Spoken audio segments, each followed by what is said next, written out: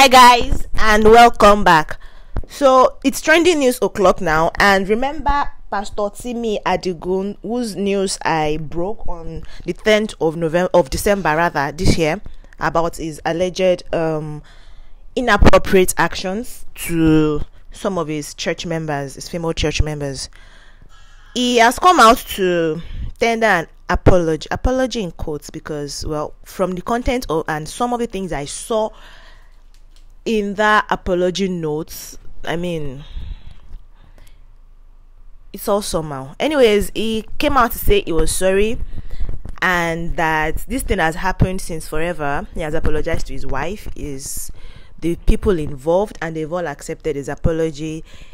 And what he was actually sorry for is the fact that the news broke out, because according to him, he has stepped down from office since October, and he's actually going to go back to being on the pulpit in January next year. So it's just from October up until January. And then rather than use this period to, should I say, reflect now, for lack of a better word, he started a fellowship in the interim, according to him. And that is what Pastor Timi Adigun is sorry for. He's sorry for starting a fellowship in the interim. He's sorry that we had to air the news, because apparently he had taken care of it. And also he pointed at, I don't know why people cannot just apologize and just let it go. He had to point accusing fingers, saying that it is ex-ministers in his church who have issues with him that decided to break the news. These people, according to reports and what I read, Akon Imo, if that is the right way to pronounce his name, had journalists investigate this because we needed to know the truth. Do you know how many people this man is influencing with his sexual purity? Like I said, on the 10th of December, I was in the ministry. I was a member of the ministry while I was a teenager, because it's teenage focused. Do you know how many of us this man has influenced?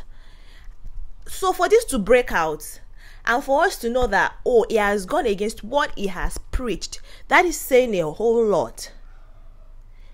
Okay, I don't want to take this very personal, so I'm just going to read what he said. This is his public apology. He said, "My name is Timi Adigun. I have been called out on social media platforms, and this is my humble response. I want to say I am deeply sorry to everyone. My actions and inactions have hurt in this time.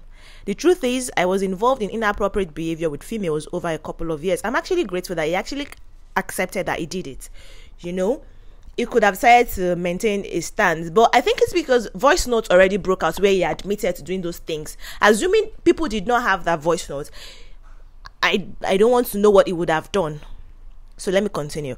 I went against the sexual purity message I preach and apologize in and believe in rather, and I am so sorry, in capital letter. I failed those of you who look up to me. Yes, you did. Please find a place in your hearts to forgive me." Okay.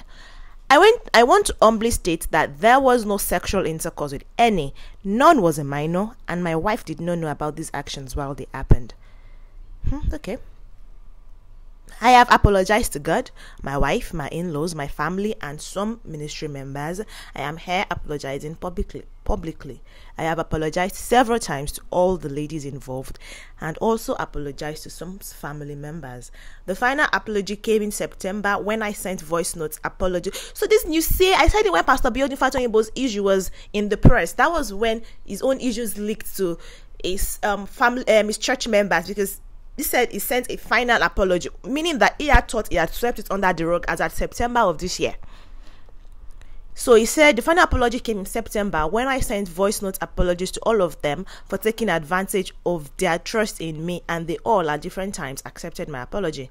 This call out was more from ministry leaders who had had clashes with me at different times and used the occasion of this knowledge to get back to me. Hence the use of the ministry's Twitter handle. Once again, I am so sorry for my wrongs. I am 100% open and faithful to my wife now, and I know deep within that I have repented. Okay, please give me an opportunity to prove so. And yes, I still believe in sexual purity, and I hope to be a worthy example again soon enough. I had stepped down in October from ministry and church. I only maintained a fellowship for the people that still wanted me to teach them the word. So it is a fellowship running in the interim, not a church as at now. Then I also came back on social media prematurely, and I apologize. I will be off until January when I am restored to the pulpit. So you're going to see more of you. Okay. To my family members across the world, I am sorry. To the Christian community globally, I am sorry. To people of other faiths, I am sorry. To Nigerians, I am sorry. Please forgive me. Please find it in your hearts to do. Okay. And he captioned it, I am sorry. Please forgive me.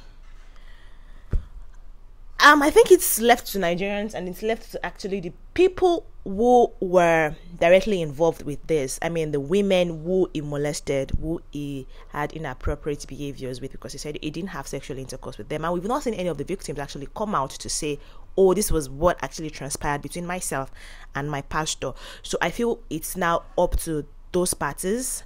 And since he claims that he had apologized to them and they have accepted his apology, I think there is little that we, the onlookers, can actually do or say or contribute in this matter. But I hope that this would be the last, or at least one of the last, that we will hear of ministers having inappropriate behavior or behaving inappropriately with any of their church members. Thank you for watching this.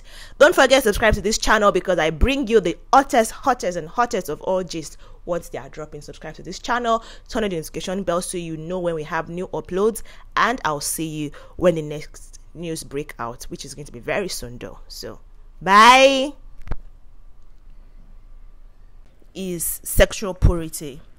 They have these yearly events to mark sexual purity, abstinence, you pledge no sex until marriage, and all of those things. And it's something that actually made wave in early 20s up until 2010. But then in recent years, I noticed myself, because I used to be a member of this ministry, I noticed myself that while I was in secondary school, high school, I noticed that we've not really been hearing anything about this particular ministry. Apparently a lot has been going on in this ministry that they've managed to sweep under the rug for the longest of time.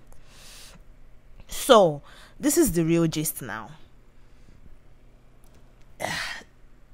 Word on the street is that Pastor Timi Adigun has been having carnal knowledge of the teenagers in his church, because it's a teenage ministry, so most of the members are female teenagers. He's been sleeping with them, and in his defense, according to him, it has been consensual sex. He said he has never raped any one of them, but it is consensual sex.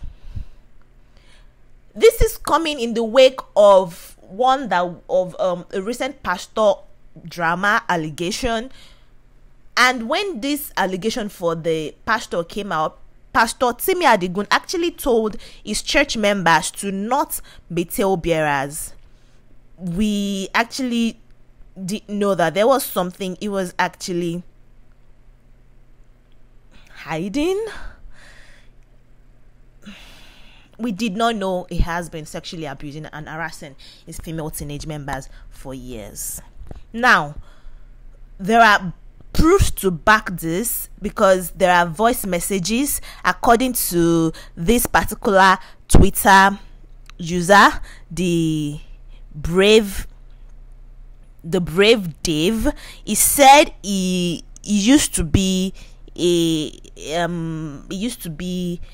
head in the Ilorin branch of the ministry. He said this in response to one Orifunke rather, who actually says she has proof that this happened. He said he was the head of the Ilorin arm of the ministry, that we can check any Mind magazine publication around that time in 2014 and 2015. He said he joined the ministry in 2011, and that he has listened to voice notes where Pastor Timi Adigun, who we always call Daddy, admitted to all of these things.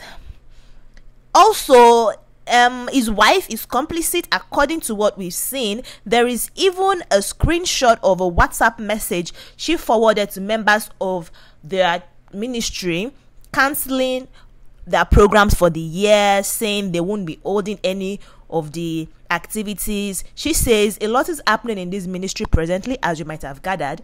Pastor Timmy and I apologize for everything said and done wrong. Please forgive us. In line with this, the Mind Magazine's activities are put on hold indefinitely for now. World Worship Fiesta 2020 is cancelled. The Meet 2020 is cancelled. The Act Church would have their last service on Sunday. Thank you for being a part of the family through the years. We also want you to know that as permitted, she said, we also want you to know that you are permitted, if so led of God, to change to another name as a family under your different leaderships. You have our full blessings to do that. And if you want to remain under the Mind Nation, it's fine. You can continue your regular events, but there will be nothing coming from the National in a while. We love you, are praying for you, and we remain family. Apparently, the Act Church has been dissolved, and they've created a new church. There is a new church, and it has over 30 Instagram accounts on behalf of this new church. You know, a church has different ministries, things they do. So there is the THL singles, the THL couples, the THL kiddies. Apparently the name of the new church is THL. The THL Foundation NG, the THL Arc Ladies. It's all messy. So a new one has been started low-key, and it's been running for a while now. Pastor Timmy Adigun himself has not said anything. Apparently, he's just been trying to sweep it over under the rug so that this does not make news. Because according to one Twitter user, she said she has actually been waiting for somebody to bring this message on Twitter or Instagram, because all of this is actually coming from Twitter. Not just one girl, but different girls. Please, if you have more information about this, you can put it in the comment section. Let us know what is happening, because now the Act Church actually has disabled comments under their Instagram post, so nobody can post anything. This has been going on for a while, because there is a Precious who is saying that someone posted this on our WhatsApp contact list status yesterday, but she didn't really understand. People are actually low-key talking about it, but because the ministry has been good at keeping it and hiding it, it's not been making wave. But now we know that this has been happening. And like I said earlier, I'm actually very familiar with Mind Magazine, because it used to be the in thing then when I was in high school, secondary school. I would probably still do a reaction video proper when the all gist is out, because I feel like now that this has come to the mainstream media, the ministry will have to say something about it. Because according to Orifunke, rather, she said the members of the church have actually asked him to come say something about it, but he has refused to say anything. They just want him to admit to it. There is a voice note according to Brave Dave, like I said earlier, but the man himself has said nothing about it to his church members. He has not come out, but there are voice notes where he admitted to it. And Orifunke also said we should ask any Mind Ministry member and they would affirm it, including their ex-pastors, that there was a form created by the Akonimo, rather, and a team of investigative journalists to get victims to speak to. Guys, I just hope the ministry has a very cogent explanation for this news that is making wave, because honestly I find it very hard to believe. Like I said, I used to be a part of the magazine. Anyways, let me know what you think, and of course there is a reaction video coming, but I just had to drop this real quick as it just happened. Let me know what you think about it. Did you know about Mind Magazine? Did you know about Pastor Timmy and Titi Adigun?